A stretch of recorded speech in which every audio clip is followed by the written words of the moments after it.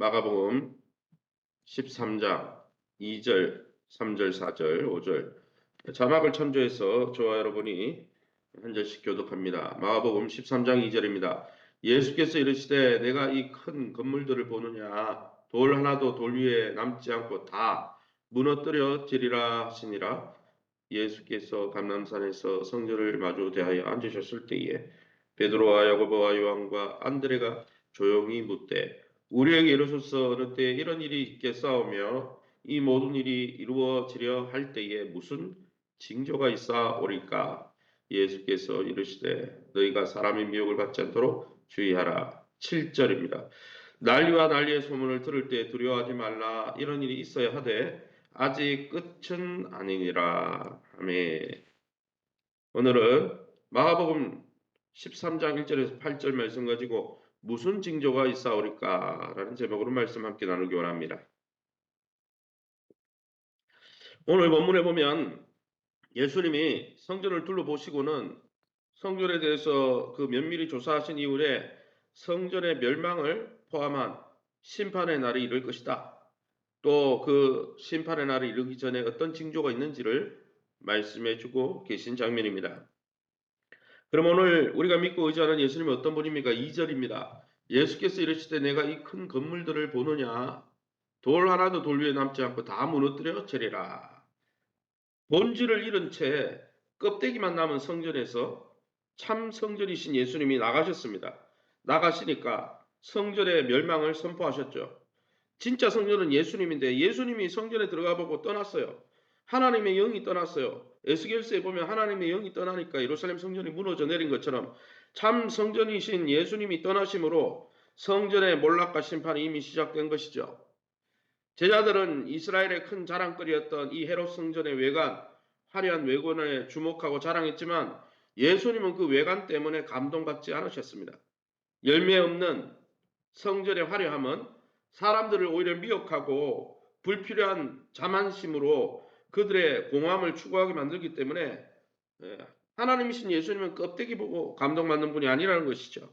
사랑하는 성도 여러분, 저와 우리 공동체의 교회는 주님이 머물러 싶어서 계속 머무시는 곳입니까? 아니면 예루살렘 성전처럼 주님이 떠나고 싶어 하시는 곳입니까?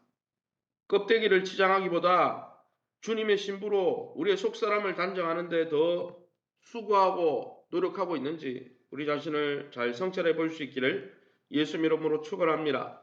3절입니다. 예수께서 감람산에서 성전을 마주 대하여 앉으셨을 때에 베드로와 야고보와 요한과 안드레가 조용히 묻었다 했습니다. 이 성경에 보면 예수님이 감람산에서 성전을 마주 대하여 앉으셨다 했습니다. 앞전 성경에 읽어보면 연보기를 마주 대하여 앉으셨던 예수님이 연보하는 그 헌금을 드리는 사람들의 그 중심을 평가하던 예수님이 이제 성전을 마주 대하여 앉으셨다는 거. against라는 대항하다, 마주서다 이런 뜻이죠. 이거는 마치 피고석에 성전을 앉히고 재판석에서 재판하는 장면과 유사한 것이죠. 주님이 우리의 헌신과 또 우리의 성전됨을 심판하시고 평가하는 분임을 이 단어를 통해서 마가는 보여주고 있는 것입니다. 그럼 오늘 본문을 통해서 우리가 주시는 교훈이 무엇입니까? 4절입니다. 우리에게 이루소서 어느 때에 이런 일이 있겠사오며 이 모든 일이 이루어지려 할 때에 무슨 징조가 있사오리까? 이 본문을 언뜻 보면은 예수님의 제자들이 예수님의 재림과 예수님의 심판을 기다린 것처럼 보입니다. 그러나 제자들은 그런 의도로 질문한 게 아니죠. 제자들은 성전이 심판받아 멸망당하는 예수님의 재림의 때를 물은 것처럼 보이지만 그것이 아닙니다. 이것은 재림에 대한 질문이 아니고 로마와 결탁해서 부정을 행하던 기득권 세력을 멸하고 자신들이 꿈꾸던 정치적인 자유와 정치적인 독립을 언제 예수님 이루실 것입니까? 예수님을 정치적인 메시아로 봤기 때문에 제자들도 나중에 실망하고 다 도망가잖아요. 사랑하는 성도 여러분, 이 제자들이 영적으로 깨어있지 못하니까 예수님과 핀트가 안 맞는 거예요. 초점이 안 맞는 거예요. 우리가 영적으로 깨어있지 않으면 말씀을 통해 하나님 말씀하는 음성을 깨닫지 못할 수 있다는 것이죠. 5절 말씀입니다. 예수께서 이르시되 너희가 사람의 미혹을 받지 않도록 주의하라.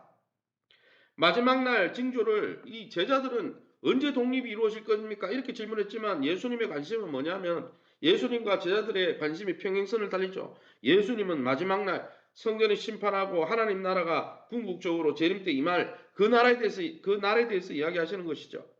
질문을 잘못 던졌지만 답은 제대로 해주고 있는 것입니다. 마지막 날 징조가 뭡니까? 첫 번째는 미혹하는 세력들이 등장한다는 거예요. 이 미혹하는 세력은 사단의 이름으로 오지 않고 5절 6절 읽어보면 예수의 이름으로 온다 그랬어요. 자기가 예수라고 하든지 자기가 예수의 선지자라고 하든지 어쨌든 예수님 이름으로 와서 속인다는 것이죠. 한두 명이 오는 게 아니고 많이 떼거지로 몰려온다 그랬어요. 많이 미혹하는 자들이 일어난다 했습니다. 만약 십자가 복음이 아닌 다른 것으로 사람들을 모으고 또 일으키고 미혹하는 사람이 있다면 그 사람은 그리스도 이름으로 미혹하는 마지막 날에 나타날 그런 거짓 선지자입니다. 하나님 나라가 아니라 이 땅에서 어떻게 더 잘 사는지 이 땅의 삶을 더 사랑해서 이 땅에 파묻혀 살게 만든다면 예수 이름으로 왔다고 해도 그 사람은 거짓 선지자입니다. 진짜 선지자는 메시아 하나님 나라의 왕으로 오신 예수님을 소개할 뿐 아니라 하나님 나라에 대해서 또 하나님 나라 백성으로 어떻게 살아가는지에 대해서 선포하는 메신저들이죠. 그러기 여러분 우리가 마지막 때 되면 영들을 분별해야 됩니다. 잘 살펴봐야 돼요. 같은 성경을 보더라도 또 같은 예수 이름을 말하더라도 성경의 문맥과 성경의 흐름과 66권 성경의 주제와 다른 이야기를 하면 또 하나님 나라가 아닌 다른 이야기를 하면 우리는 경계하고 주의해야 한다는 거예요. 왜요? 마지막 때 이런 사람이 많이 일어난다고 했어요. 7절 말씀입니다. 난리와 난리의 소문을 들을 때 두려워하지 말라 이런 일이 있어야 하되 아직 끝은 아니니라. 마지막 날이 오기 전 천재지변과 전쟁의 소식이 많이 일어난다는 것이죠. 하지만 이것은 시작이지 끝은 아니라 했습니다. 인간의 탐욕이 부른 환경오염, 각종 재난, 무력을 동원한 전쟁을 통한 강자들의 횡포, 이것은 하나님의 심판을 더 주님의 재림을 더 접촉할 것입니다. 내가 더 많이 누리는 동안 세상 반대편에서 누군가는 희생되고 굶주려 있다는 사실을 잊지 않는 것이 마지막 때를 사는 하나님 나라 백성다운 참된 영성인 것이죠. 우리가 마지막 때의 징조들이 일어날 때 주님의 재림을 바로 소망하면서 이 땅의 슬픔과 재난이 그칠 그날을 강구하면서 우리가 하나님의 백성답게 이 땅을 살아가시기를 예수님 이름으로 축원합니다. 시간을 우리 합심해서 기도합니다.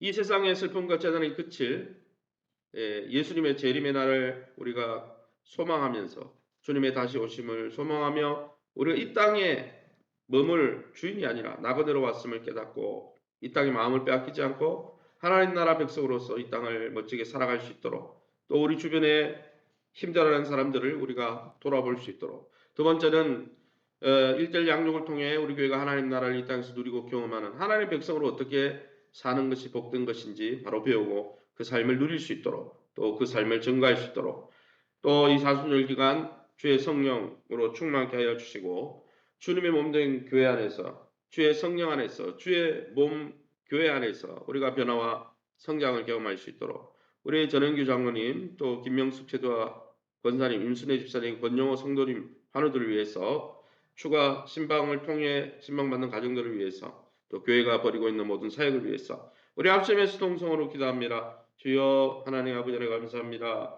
하나님의 은혜 가운데 오늘 주님의 재림에 대한 말씀 또 성전의 심판에 대한 말씀을 우리가 듣게 되었습니다. 특별히 하나님 성령의 전으로 부름받은 우리가 날마다 주님의 재림 마지막 날 우리의 내면을 평가하시고 점검하실 주님 앞에서 하나님 우리의 외형이 아니라 우리의 껍데기가 아니라 우리의 마음과 우리의 영혼이 주님이 기뻐하는 아름다운 성전으로 청결되게 되며 날마다 성결이 준비되어지고 주님을 닮아갈 수 있도록 은혜를 베풀어 주옵소서. 이 땅의 슬픔과 재난이 그칠 마지막 날을 우리가 날마다 소망하며 이 땅의 불의와 횡포 가운데서 하나님의 공의와 사랑을 실천하게 도와주시고 하나님 또 주의 다시 오시는 그날을 소망하면서 우리의 삶을 궁극적으로 주님의 재림을 소망하는 아름다운 공동체 될 수 있도록 인도해 주옵소서. 특별히 일들 양육을 통해서 이 땅에서 세상 사람으로 살아가는 것이 아니라 어떻게 하나님 나라 백성으로 살아가야 될지를 깨닫고 경험하게 도와주시고